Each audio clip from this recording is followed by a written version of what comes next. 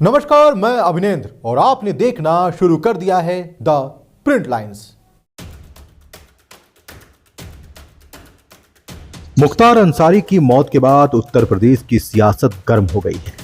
मुख्तार अंसारी की मौत के बाद मुख्तार अंसारी के पैतृक आवास पर समाजवादी पार्टी के राष्ट्रीय अध्यक्ष अखिलेश यादव पहुंचे। वहां पहुंचकर उन्होंने मुख्तार अंसारी के परिजनों से मुलाकात की तो वहीं मीडिया से बातचीत करते हुए सरकार और प्रशासनिक व्यवस्था पर गंभीर सवाल भी उठाए। राजनीतिक जानकारों का कहना है कि अखिलेश यादव के इस दौरे के बाद उत्तर प्रदेश की राजनीति गर्म हो गई है। पूर्वांचल में नए तरह के समीकरण देखे जा रहे हैं।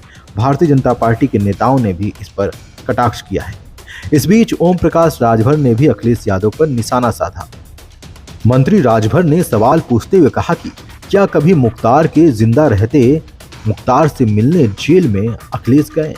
ये सिर्फ वोट बैंक की राजनीति करते हैं। देखिए, उनके परिवार के लोगों ने डिमांड किया कि सरकार से कि मजिस्ट्रेटियल जांच, तुरंत जांच का आदेश माननीय मुख्यमंत्री जी ने आदेश कर दिया और जांच भी शुरू हो गई। जो मेडिकल रिपोर्ट आई है, हम तो मेडिकल रिपोर्ट ना मानेंगे। जो भी डॉक्टर साहब की जो रिपोर्ट आएगी, जो मेडिकल जो पीएम करने वाली टीम है, जो रिपोर्ट वो देगी वही ना माना जाएगा। तो जो प्रथम दृष्टया में जो रिपोर्ट आई, उस रिपोर्ट के आधार पे तो पॉइजन नहीं आया। तो परिवार के लोगों ने कहा कि मजिस्ट्रेटियल जांच वो आदेश दे दिए गए। परिवार के लोग और दूसरी जांच चाहते हो तो देंगे, अगर उनकी डिमांड होगी तो सरकार उसके लिए तैयार है। सरकार एक कदम भी पीछे हटने को तैयार नहीं है, हर तरह से साथ है उसमें मदद करने के लिए। और जहां तक सवाल अखिलेश जी का है, वोट की राजनीति को लेकर के अखिलेश जी गए हैं। इसके पहले कभी अगर मैं मानता कि वो जब मुख्तार अंसारी जी जब जेल में थे तो कभी वो मिलने गए? बहुत लंबे समय से जेल में थे, कभी हम गए मिलने के लिए? अगर कोई गया तो ओम प्रकाश राजभर गया था। याद होगा आपको कि मैं गया था मिलने। कई मीडिया प्लेटफॉर्म पर ओम प्रकाश राजभर ने पहले भी कहा है कि उनके संबंध अंसारी परिवार से अच्छे हैं और ओम प्रकाश राजभर जेल में मुख्तार अंसारी से मिलने भी गए थे। मुख्तार अंसारी की मौत के बाद एक खबर भी सामने आई जब ओम प्रकाश राजभर ने कहा था कि मुख्तार अंसारी मसीहा हैं। अब अखिलेश यादव के दौरे के बाद उत्तर प्रदेश की सियासत गर्म हो गई है। इस बीच ओम प्रकाश राजभर का ये बयान कहीं ना कहीं उत्तर प्रदेश की राजनीति में मायने रखता है। अब देखने वाली बात यह है कि मुख्तार अंसारी की मौत को लेकर जिस तरह की राजनीति उत्तर प्रदेश में हो रही है, उस राजनीति का अंजाम क्या होगा, उसका फायदा किस पार्टी को कितना मिलने वाला है। आने वाला साथी ही साथ छोड़ के चला गया। माननीय नीतीश जी वही अगुआ थे, तो वो इनके गठबंधन को छोड़ के वो चले गए। जयंत चौधरी जी छोड़ के चले गए, ममता जी छोड़ के चली गई। उधर पंजाब वाले मुख्यमंत्री जी ने कह दिया कि हम सब गठबंधन नहीं करेंगे। बचा क्या है? कांग्रेस के पास यहाँ है क्या? और समाजवादी पार्टी का इतिहास है, आप देखिए, 2014 हारे, 2017 हारे, 2019 हारे, 2022 हारे। और माननीय मुलायम सिंह जी के संघर्षों और माननीय शिवपाल जी के संघर्षों के बल पे अखिलेश जी सीएम बने। और 5 साल अखिलेश जी ने सीएम रह के प्रदेश में इतना बढ़िया काम किया, वो एमपी बन गए। फिर एमपी बन के इतना बढ़िया काम किया उन्होंने कि वो एमएलए बन गए। अब बताइए वो क्या बनना चाहते हैं, किस बात के लिए संघर्ष कर रहे हैं? तो वो सब चुनाव हार रहे हैं, कोई मतलब नहीं है। प्रदेश की जनता जो देख रही है, माननीय योगी आदित्यनाथ जी के नेतृत्व में 7 साल में उत्तर प्रदेश में एक भी दंगे नहीं हुए। दोनों जो लोग घूम रहे हैं, अखिलेश जी और राहुल जी, इन दोनों की सरकारें रही हैं। सपा की भी सरकार में दंगे कर्फ्यू लगे, दंगे हुए, कर्फ्यू लगे। कांग्रेस की भी सरकार में दंगे हुए, कर्फ्यू लगे।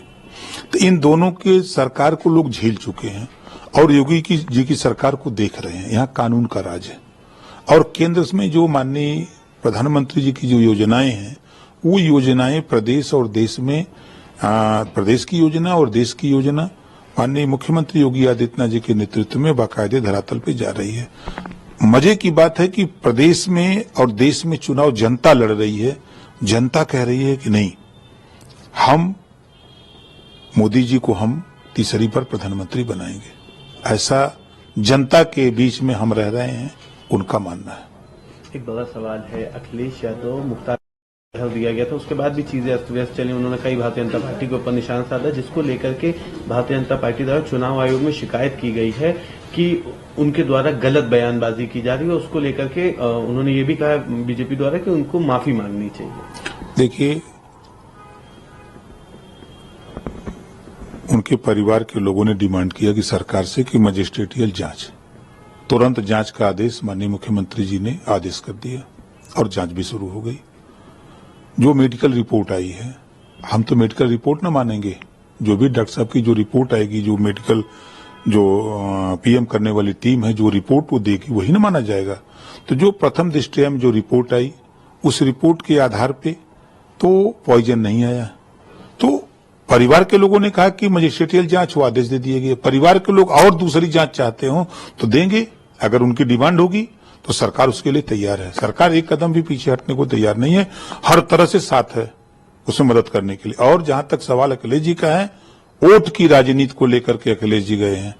इसके पहले कभी अगर मैं मानता कि वो जब मुख्तार अंसारी जी जब जेल में थे तो कभी वो मिलने गए? बहुत लंबे समय से जेल में थे, कभी हम गए मिलने के लिए? अगर कोई गया तो ओम प्रकाश राजभर गया था, याद होगा आपको कि मैं गया था मिलने। और आज वो हमदर्दी जताने के लिए, वोट लेने के लिए गए। उन्हीं की पार्टी के विधायक मंत्री आजम खां जी सीतापुर जेल में, कभी जेल में गए मिलने?